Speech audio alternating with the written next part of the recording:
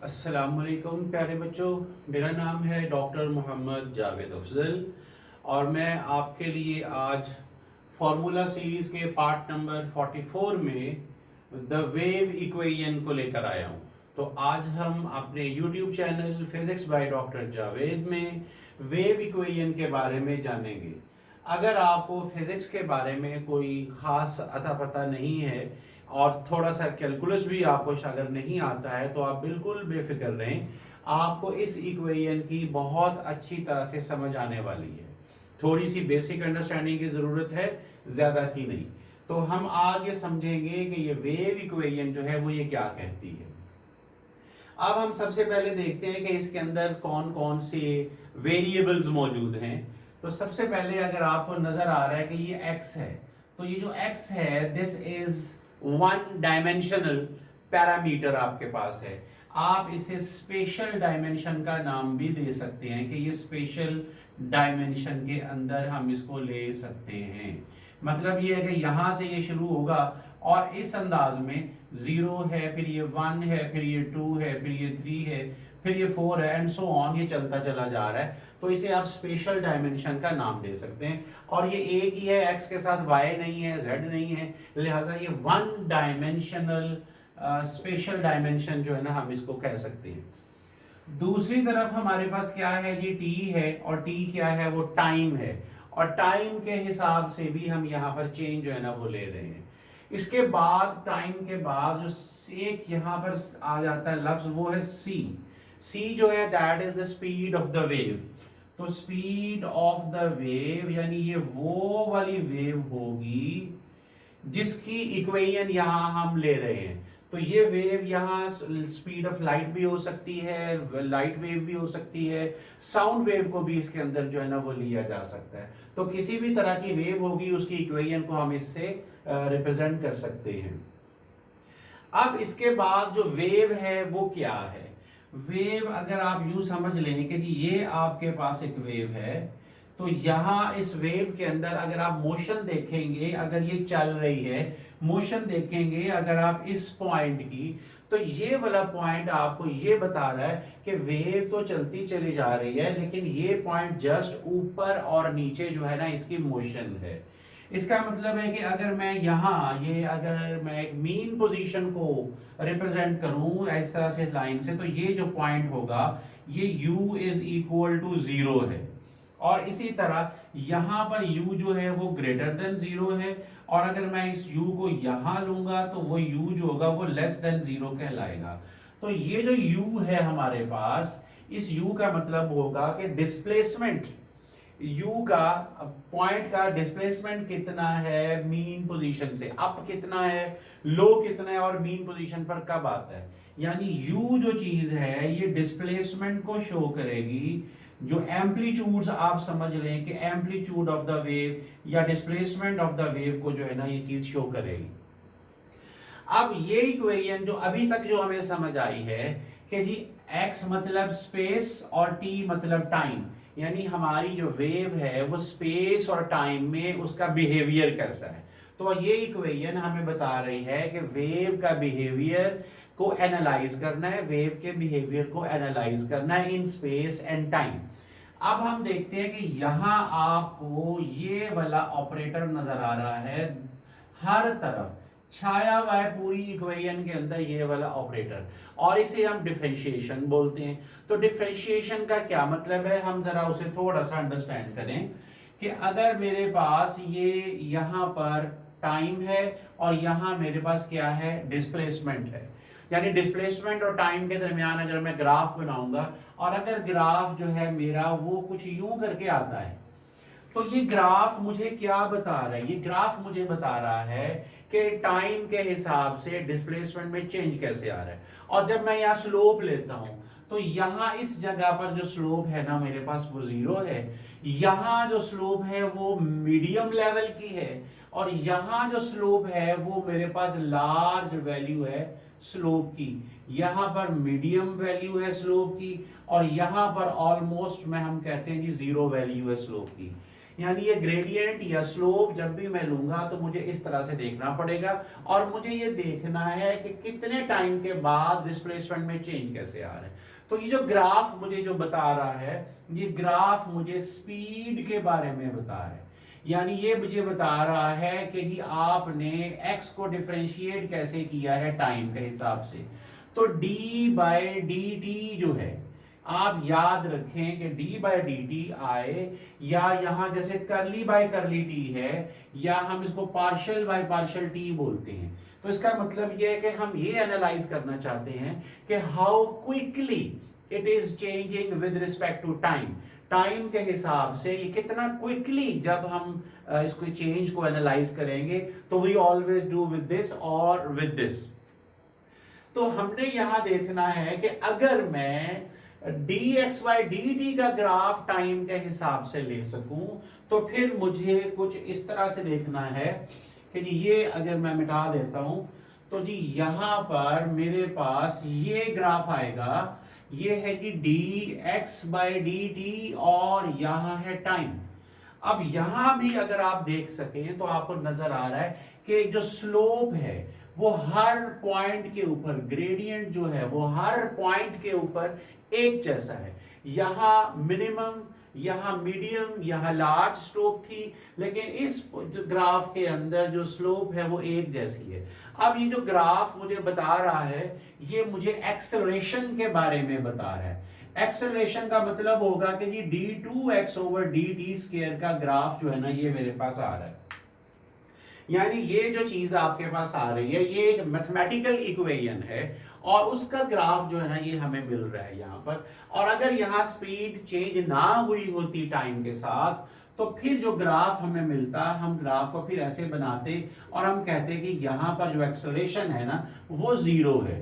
तो ये स्पीड हुई और यहाँ पर टाइम हुआ, और अगर एक्सेलरेशन जीरो होगा तो ग्राफ इस तरह से आएगा। इसका मतलब है डिफरेंशिएशन जो है वो हमें ग्राफिकल रिप्रेजेंटेशन जो है ना वो बताती है कि वेव जो है वो उसको एनालाइज आपने कैसे करना है।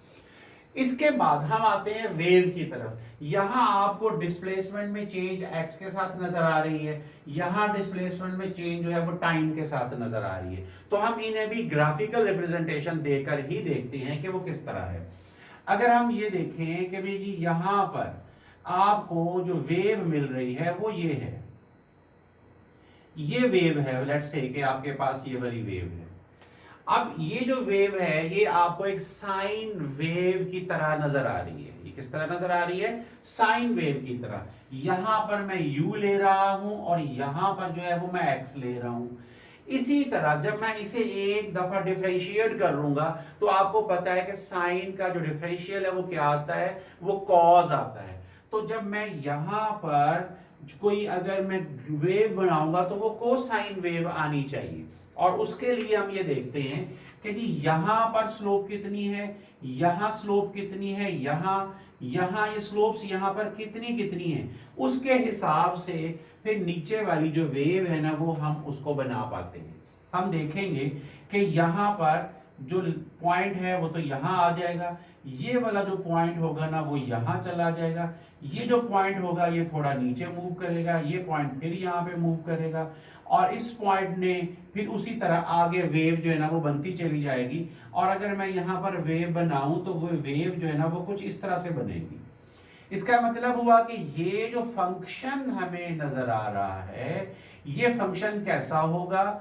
ये कोसाइन फंक्शन जो है ना वो नजर आएगा। यानी मैं अगर इसको इस तरह आगे ले जाऊं तो जी ये कोसाइन वेव है, ये कोसाइन वेव है, और ऊपर वाली हमारे पास वेव कौन सी थी? ये साइन वेव है। तो मैंने यहां पर इसे एक दफा डिफरेंशिएट किया है विद रिस्पेक्ट टू x, और यहां पर x है। अब यहां जो चेंज है, मैं अगर इसे एक दफा और डिफरेंशिएट करूं तो मुझे जो यहां मिलेगा वो दोबारा से साइन कर्व जो है ना वो मुझे मिल जाएगी, और जो साइन कर्व मुझे मिलने वाली है वो यहां से शुरू होगी और कुछ इस तरह से जो है ना वो चलेगी। तो ये वाली जो कर्व है ये हमें दोबारा से साइन मिल गई। अब यहां पर क्या है जी? d2u ओवर dx स्क्वायर, और यहां पर आपके पास x है। इसी तरह हम इस d की जगह पार्शियल भी यूज कर सकते हैं, जैसा कि इस इक्वेशन के अंदर हुआ है। अब अगर आप देखें कि डिस्प्लेसमेंट को अगर आपने टाइम के हिसाब से डील करना है, तो अगर मैं इस x की जगह पर अगर मैं टाइम लिख देता हूं, तो मेरे पास जो है वो चीजें इस तरह से बन जाएंगी कि जी इसको मैं काट कर t लिखता हूं, इसको भी काट कर t लिखता हूं, इसको भी मैं काट कर t लिखता हूं। तो मेरे पास डिस्प्लेसमेंट का function with respect to time जो है ना वो हम एनालाइज कर रहे हैं, डिफरेंशिएट कर रहे हैं।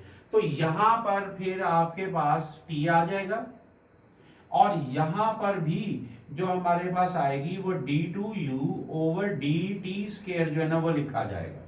इसका मतलब हुआ कि इसका ग्राफ और इसका ग्राफ जो है वो बिल्कुल सिमिलर ग्राफ जो है ना वो हमें नजर आता है। तो हम इन दोनों इक्वेशंस को इक्वेट कर सकते हैं। तो जब हम इक्वेट करते हैं, और यहां हम देख लिया, पहले हमने देखा कि how wave behaves with respect to X, और फिर हमने देखा how wave behaves with respect to time. तो अब यहां अगर हम इसको इक्वेट कर लेते हैं, तो फिर हमारी इक्वेशन जो है ना वो कैसे लिखी जाएगी, वो हम देखेंगे कि ये partial square u over partial t square, और ये c स्क्वायर जो है ये हमारे पास आता है जी partial two u over partial x square. c जो है इससे मल्टीप्लाई करना पड़ता है c स्क्वायर, तब जाकर ये इक्वेशन आती है। अब लेट से आप ये देखेंगे कि ये वाली जो इक्वेशन है हमने इन दोनों को इक्वल लिखा, क्योंकि इन दोनों का जो ग्राफ है वो बिल्कुल सिमिलर ग्राफ जो है ना वो हमारे पास आया है। अब अगर आप यहां से देखेंगे कि लेट से जी कि u जो है ना that is equal to sine of के एक्स माइनस ओमेगा टी, आप इस तरह से ले लें, और मैं अगर इसे डिफरेंशिएट करूं दो दफा विद रिस्पेक्ट टू t, दो दफा with respect to x differentiate करूं, तो मेरे पास क्या आता है। मैं इसको डिफरेंशिएट करता हूं जी, partial u over partial x जो है ले लेता हूं, उसके बाद मैं दोबारा से इसको जब डिफरेंशिएट करूंगा तो ये ऐसे आ जाएगा। तो ये चूंकि x के हिसाब से आ रहा है तो माइनस आएगा, के स्क्वायर में आएगा, और साइन के एक्स माइनस ओमेगा टी आ जाएगा।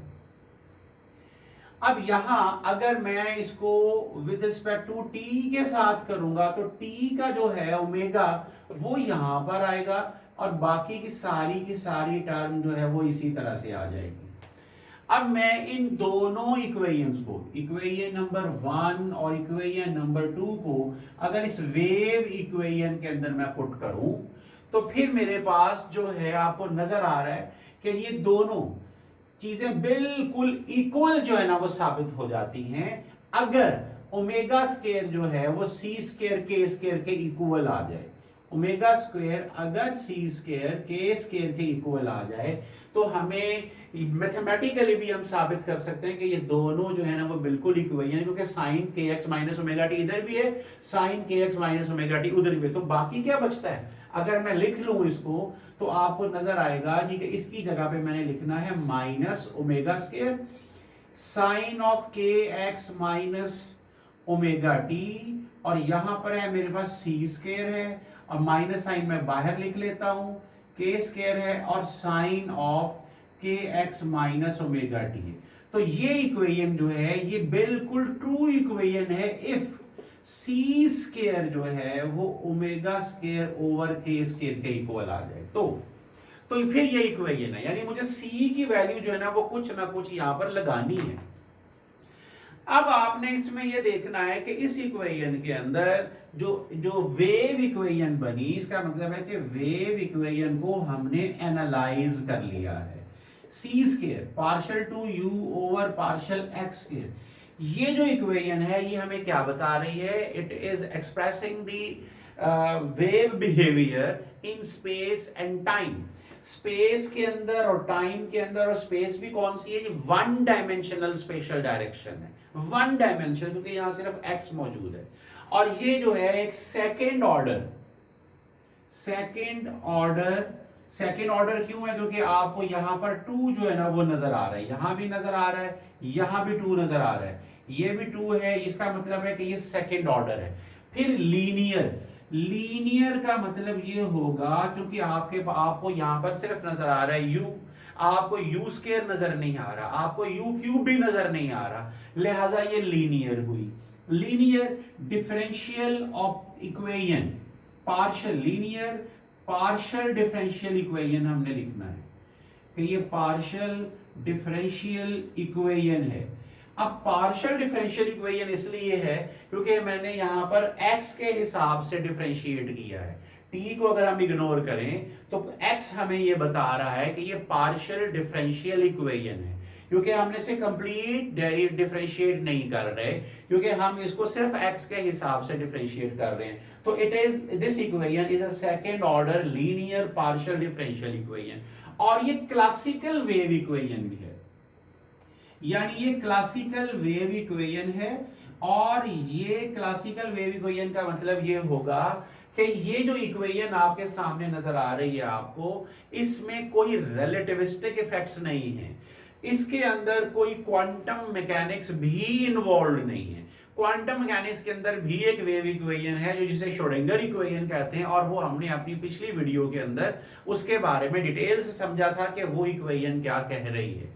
तो ये इक्वेशन जो है हर किस्म की वेव के लिए होगी, फॉर एग्जांपल साउंड वेव और फॉर एग्जांपल लाइट वेव जो है, लेकिन क्लासिकल वेव इक्वेशन है, no relativistic effects and with no quantum mechanics.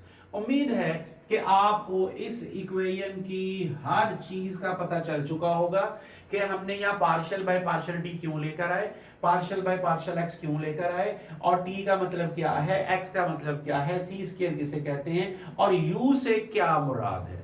तो ये था हमारा आज का की वीडियो, और इसके बाद पार्ट नंबर 45 तक के लिए डॉक्टर जावेद को इजाजत। तो अल्लाह हाफिज, अपना बहुत ख्याल रखिएगा।